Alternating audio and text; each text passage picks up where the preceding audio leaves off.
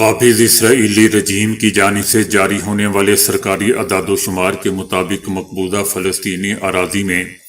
قابض تقریباً 20 لاکھ صہیونی غربت کی لکیر سے نیچے زندگی گزار رہے ہیں، جن میں تقریباً 8,80,000 بچے بھی شامل ہیں۔ اس رپورٹ میں کہا گیا ہے کہ یہ اعداد و شمار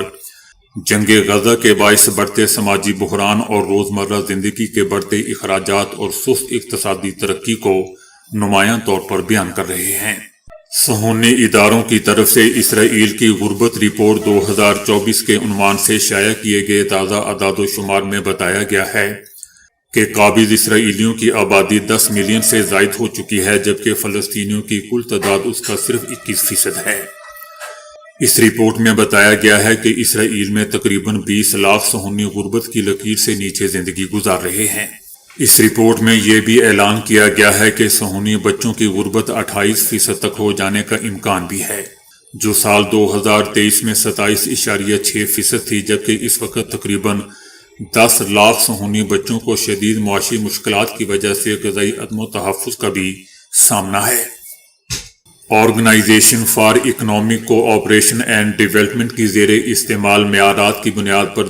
قابض اسرائیلی رجیم میں ہر ایک فرد کے لیے غربت کی لکیر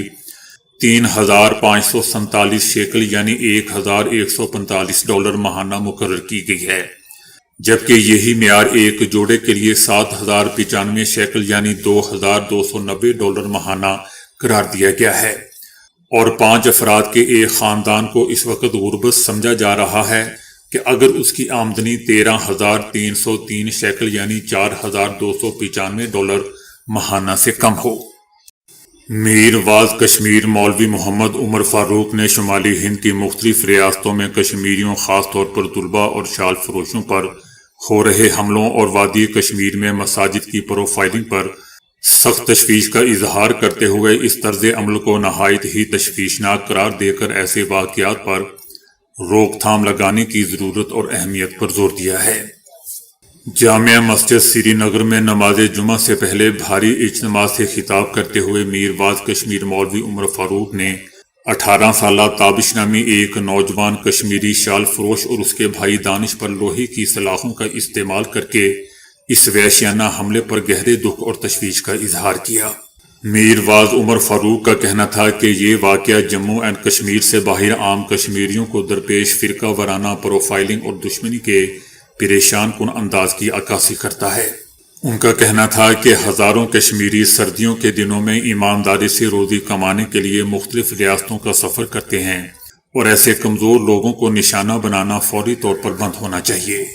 ان کا کہنا تھا کہ اس طرح کے واقعات کے بعد کشمیری طلباء، تاجروں، پیشہ ور افراد اور ہندوستان کے مختلف حصوں میں تعلیم حاصل کرنے والے اور کام کرنے والے دیگر افراد کے لیے مزید خطرہ بڑھ جاتا ہے،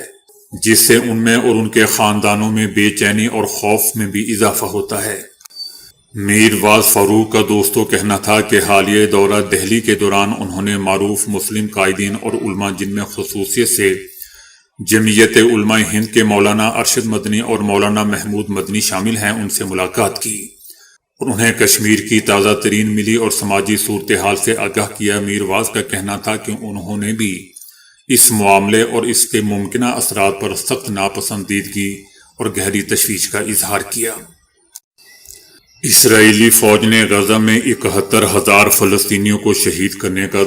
اعتراف کر لیا ہے۔ ایک سینئر فوجی عہدیدار نے اعتراف کیا ہے کہ حماس کے زیر انتظام غزہ کی وزارت صحت کی جانب سے جاری کردہ شہداء کے اعداد و شمار مجموعی طور پر درست ہیں۔ یہ بھی بتایا گیا ہے کہ یہ اعداد و شمار صرف اسرائیلی فوجی کارروائیوں میں شہید ہونے والوں پر مشتمل ہے، جبکہ ملبے تلے دبے لاپتہ افراد، بھوک اور بیماری سے ہونے والی اموات اس کے علاوہ ہیں۔ اسرائیلی فوج کا کہنا ہے کہ اموات میں عام شہریوں اور جنگجوؤں کے تناسب کے تعین کا تاحال جائزہ لیا جا رہا ہے۔ اس سے پہلے اسرائیل غزہ کی وزارت صحت کے اعداد و شمار کو مسترد کرتا آیا ہے، تاہم اقوام متحدہ ان اعداد و شمار کو قابل اعتماد قرار دیتی رہی ہے۔ یاد رہے کہ غزہ وزارت صحت کے اعداد و شمار کے مطابق 7 اکتوبر 2023 کے بعد سے اب تک 71,667 فلسطینی اسرائیلی حملوں میں شہید ہو چکے ہیں۔ ایرانی حکومت کا کہنا ہے کہ ایران کے خلاف غاصب صہیونی رجیم اسرائیل کی جارحیت اور جنوری کے واقعات ہنگاموں کے دوران بھی ترکی میں ہمارے دوست نہ صرف ہمیشہ ہمارے حمایتی اور ساتھی رہے ہیں بلکہ ترک حکومت نے قابل قدر اور اصولی موقف بھی اپنایا ہے، جس پر ایرانی حکومت ترک حکومت کا شکریہ ادا کرتی ہے۔ ایران کا کہنا ہے کہ اسرائیل دوسرے ممالک کو جنگ کی آگ میں دھکیل دینا چاہتا ہے، جبکہ ہم ہر اس چیز کا خیر مقدم کرتے ہیں کہ جو خطے میں امن و استحکام کا باعث بننے کے ساتھ ساتھ تناؤ میں کمی لائے اور اسرائیل کی گھناؤنی سازشوں کا خاتمہ کرے۔ وزیر اعظم نریندر مودی کے ناقدین کا کہنا ہے کہ مودی سرکار کی ناقص حکمت عملی اور ناکام خارجہ پالیسی نے مودی کے علاقائی تسلط کا نہ صرف بھانڈا پھوڑ دیا ہے بلکہ رات بھی فاش کر دیا ہے۔ عالمی میگزین دی ٹیلی گراف نے مودی کے بدترین دورے اقتدار میں بھارت کی ناکام سفارتکاری کا پردہ چاک کیا ہے۔ دی ٹیلی گراف کا کہنا ہے کہ بھارتی ادارہ جاتی حصص کی فروخت اور امریکی پابندیوں کے باعث مودی نے امریکہ کے سامنے گھٹنے ٹیک دیے ہیں۔ بھارت پر بھاری ٹیرف اور امریکی امیگریشن قوانین میں سختی مودی کے خطے میں تسلط کے خواہ پر ایک زوردار تماچا لگا ہے۔ روس اور یوکرین جنگ میں پھنسے سینکڑوں بھارتی شہریوں کی مدد میں بھی نام نہاد وشو گرو مودی بے بس دکھائی دیے۔ دوسری طرف ایران نے گرفتار شدہ بھارتی بحری عملے تک مودی حکومت کو رسائی دینے سے صاف انکار کر دیا ہے۔ امریکی دباؤ کے بعد بھارت نے ایران کے ساتھ چابہار بندرگاہ منصوبہ خوف سے ختم کر دیا تھا۔ مودی کی ناکام معاشی پالیسیوں کے باعث بھارت کا چین کے ساتھ تجارتی خسارہ گزشتہ سال 116.1 بلین ڈالر تک جا پہنچا ہے۔ عالمی ماہرین کا بھی کہنا ہے کہ نریندر مودی کا خطے میں تسلط کا مضحکہ خیز بیانیہ دعووں سے زیادہ کچھ نہیں۔ بین الاقوامی دباؤ کے سامنے بھارت کا جھک جانا مودی کی بدترین سفارتکاری کو ظاہر کر رہا ہے۔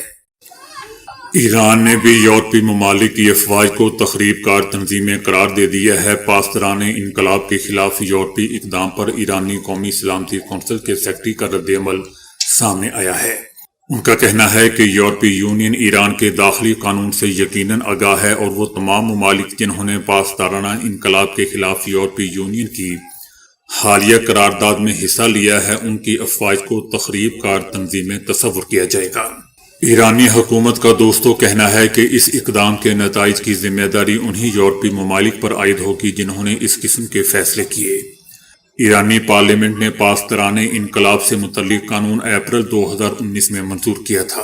ایرانی حکومت کا کہنا ہے کہ ایرانی قانون پاسداران کو بلیک لسٹ کرنے والوں کو تخریب کار قرار دیتا ہے۔ یاد رہے دوستو کہ ایک دن قبل ہی یورپی یونین نے ایرانی پاسداران انقلاب کو تخریب کار تنظیم قرار دینے کا اعلان کیا تھا، جس کے بعد ایران کی مسلح افواج نے اس فیصلے پر رد عمل دیتے ہوئے اسے غیر منطقی، غیر ذمہ دارانہ اور بدنیتی پر مبنی قرار دیا تھا۔ اور یہ بھی دوستو یاد رہے کہ پاسداران انقلاب ایران کی مسلح افواج کا ایک اہم حصہ ہے جسے 1979 کے ایرانی انقلاب کے بعد قائم کیا گیا تھا۔ یہ ایرانی فوج کے ساتھ مل کر کام کرتی ہے اور براہ راست ایران کے سپریم لیڈر آیت اللہ خامنائی کو جواب دہ ہے۔